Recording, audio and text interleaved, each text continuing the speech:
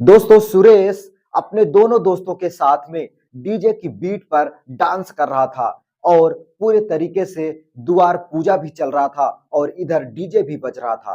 सारे युवा कैटेगरी के जितने भी लोग थे वो सारे लोग डीजे की तरफ आकर्षित थे क्योंकि डीजे पे तरह तरह के भोजपुरी सॉन्ग बज रहा था और उस पर सारे लोग ठुमके लगा रहे थे। दोस्तों ठुमका तब तेज हो जाता है और डांस करने का जो सिलसिला था वो और बढ़ जाता है जब डीजे घर वालों के बिल्कुल पास में रुक जाता है और जो लड़कियां होती हैं वो सारे लोग डीजे की तरफ आकर्षित हो जाती हैं और डीजे का डांस देखने लगती हैं।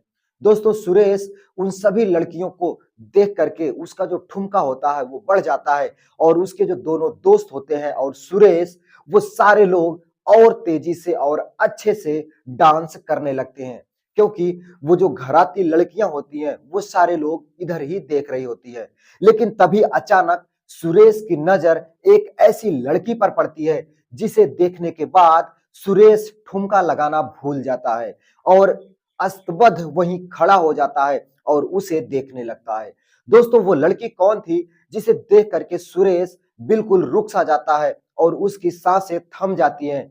दोस्तों आगे आपको वीडियो में पता चल जाएगा और ये लड़की क्यों वहां पे गुमसुम सी खड़ी होती है और सुरेश का डांस रुक जाता है। नमस्कार दोस्तों, मेरा नाम है शिव भगवान।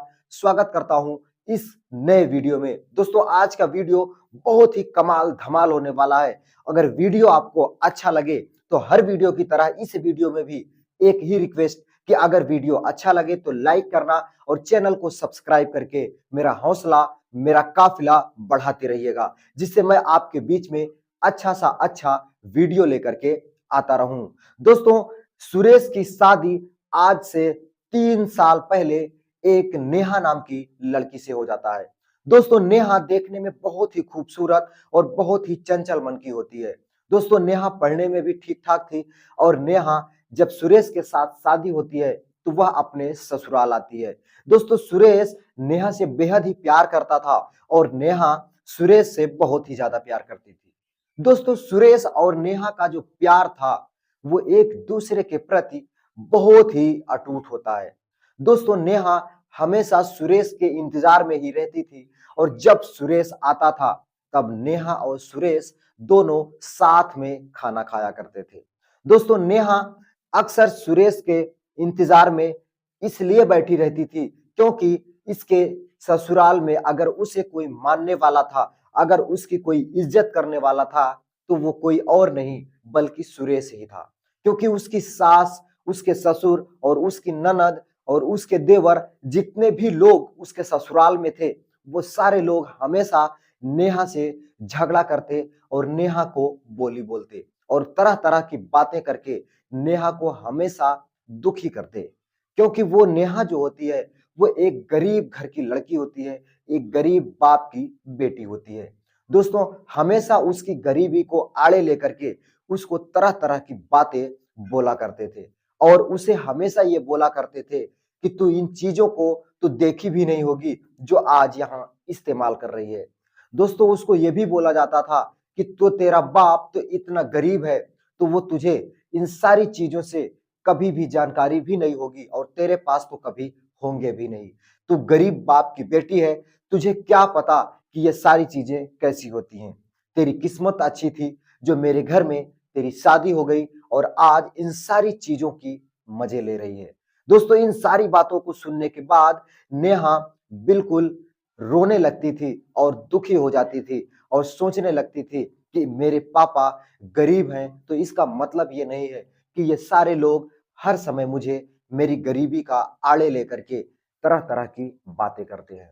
दोस्तों सुरेश शाम को जब घर पे आता है तो नेहा खाना देती है और खुद भी खाना खाती है और उसके बाद सुरेश से ये सारी बात बताती है कि कैसे उसके घर वाले उसे भला बुरा कहते हैं और उसकी गरीबी को आड़े लेकर के उसे हमेशा कुछ न कुछ बातें सुनाया करते हैं। दोस्तों सुरेश को बहुत ही बुरा लगता है और सुरेश अपने घर में सारे लोगों को ये बात बोल देता है कि नेहा से दोबारा आप लोग ऐसी बात मत करिएगा, नहीं तो मुझसे बुरा कोई नहीं होगा। क्योंकि सुरेश दोस्तों विदेश में एक जगह काम करता था और वहां से वो वापस आया था और अब उसका मन भी नहीं था क्योंकि उसकी शादी हो चुकी थी, तो वो विदेश जाकर के पैसा कमाए। दोस्तों वो सोच रहा था कि जहां पहले वो काम कर रहा था दिल्ली में, वहीं जाकर के वो फिर से कंटिन्यू काम करेगा और अपने वीजा को कैंसिल कर देगा ताकि उसे विदेश न जाना पड़े और अपने ही यहाँ रह करके वो काम करे और कुछ पैसे कमाए।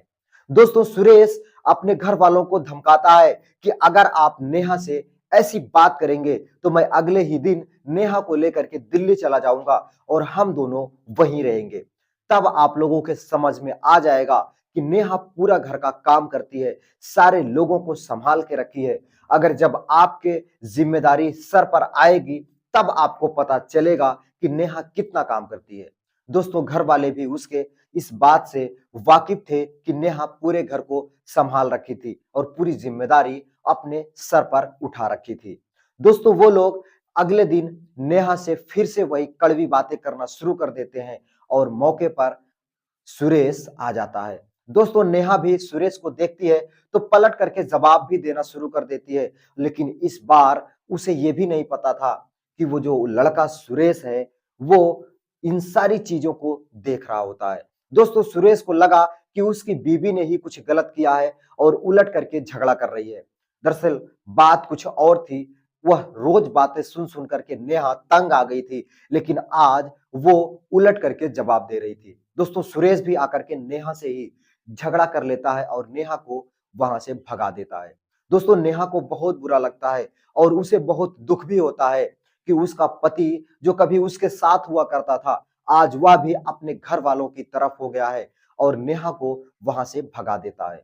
दोस्तों नेहा अपने मायके चली जाती है रोती हुई और ये सोचती है कि जब मेरी कोई गलती ही नहीं है तो मैं गलती क्यों मानूं।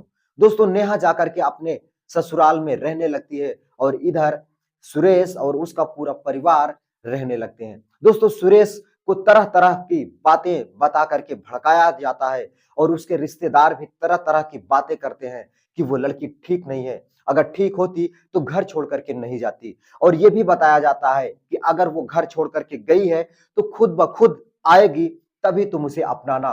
बेटा उसे लिवा आने तो कभी मत जाना, नहीं तो वो तुम्हारे सर पर चढ़ जाएगी और जो वो बोलेगी वही तुम्हें करना होगा और तुम्हें अपने इशारों पर नचाना शुरू कर देगी। दोस्तों सुरेश को भी ये बातें सुनते सुनते अच्छी लगने लगती हैं और वो भी सोचने लगता है कि जैसे नेहा गई है वैसे ही आए, मैं उसे बुलाने तो बिल्कुल भी नहीं जाऊंगा। दोस्तों इधर नेहा के भी रिश्तेदार, नेहा के भी परिवार वाले उसे इसी बात को कहते हैं कि बेटा अगर वो तुझे भगा दिए हैं, अगर वो तुझसे झगड़ा करते हैं तो वो खुद बुलाने आएंगे, तभी तुम्हें जाना है, वरना अपने से तो तुम्हें अपनी ससुराल बिल्कुल भी नहीं जाना है, नहीं तो तुम्हारी वहां पे जरा भी इज्जत नहीं होगी और वो हमेशा तुझसे लड़ाइयां ही करते रहेंगे।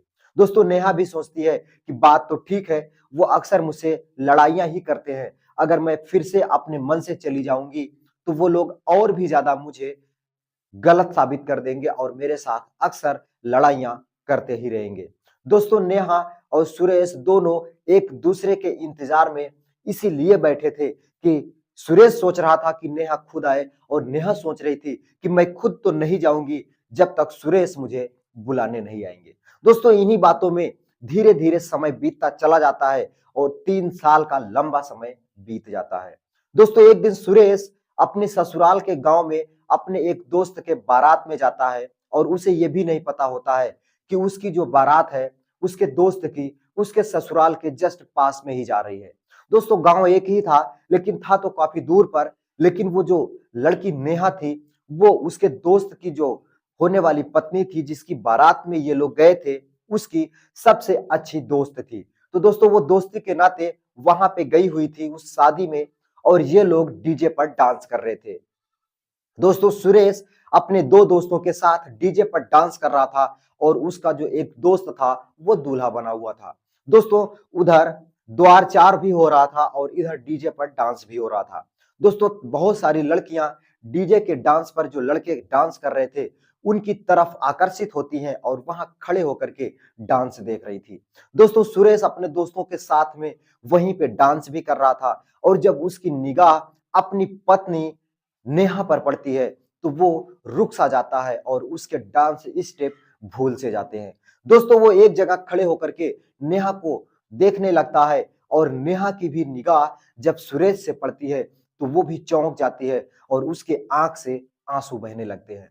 दोस्तों नेहा की यह हालत देख करके सुरेश को पता चल चुका था कि नेहा अभी भी उससे कितना प्यार करती है, क्योंकि एक ही निगाह जब सुरेश से नेहा की पड़ती है तो नेहा के आंखों से आंसू आ जाते हैं। दोस्तों वह आराम से उसके पास जाता है और आराम से उसके कान में कहता है कि नेहा तैयार रहना, कल मैं तुम्हें लेकर के अपने घर चलूंगा। दोस्तों नेहा इस बात को सुनती है तो उसके आंसू और तेज से बहने लगते हैं और वह जोर जोर से रोने लगती है। दोस्तों और नेहा भी जब बताती है कि इतने दिन आप क्यों नहीं आए उसे बुलाने, तो वो सुरेश अपनी सारी बात बता देता है कि कैसे उसके रिश्तेदार और उसके घर वाले उसे यूं ही मना कर रहे थे कि अगर बेटा तुम अपने से बुलाने जाओगे तो नेहा तुम्हारे सर चढ़ जाएगी। और जब सुरेश पूछता है नेहा से कि नेहा तुम क्यों नहीं आई इतने दिन, क्या मेरी याद नहीं आई तुम्हें, क्या तुम्हें यह नहीं लगा कि सुरेश कैसे होंगे मेरे बिना। दोस्तों नेहा भी अपने रिश्तेदारों और अपने घर वालों की बात जब सुरेश को बताती है तो सुरेश भी समझ जाता है कि कैसे दोनों एक दूसरे के लिए गलत फहमी में जी रहे थे। दोस्तों अगले दिन सुबह होती है, सारे लोग बारात से वापस जा रहे थे, लेकिन सुरेश अपने ससुराल जाता है और वहां पे जाने के बाद नेहा को तैयार करवाता है और नेहा को अपने साथ में लेकर के एक ऑटो रिक्शा करता है और दोनों साथ ही ससुराल से अपने घर आते हैं। दोस्तों नेहा को घर पर देखकर घर वाले भी चौंक जाते हैं और सारे लोग सोचने लगते हैं कि सुरेश खुद जाकर के लिवा आया है, लेकिन सुरेश को अब इस बात से जरा भी फर्क नहीं पड़ता था कि वो खुद लाया है या नेहा खुद आई है। दोस्तों दोनों एक दूसरे के साथ फिर से अपनी नई जिंदगी की शुरुआत करते हैं और वो 3 साल जो उन्होंने एक दूसरे के बगैर बिता दिए थे उसको याद करते हैं और बार बार यही सोचते हैं कि इतना कीमती समय, इतना गोल्डन टाइम हम लोगों ने यूं ही गंवा दिया। दोस्तों सुरेश और नेहा की अगर कहानी आपको जरा भी अच्छी लगी हो तो इस वीडियो को लाइक करके चैनल को सब्सक्राइब कर लीजिएगा। मैं मिलता हूं फिर किसी नए वीडियो के साथ, तब तक के लिए दोस्तों नमस्कार, जय हिंद।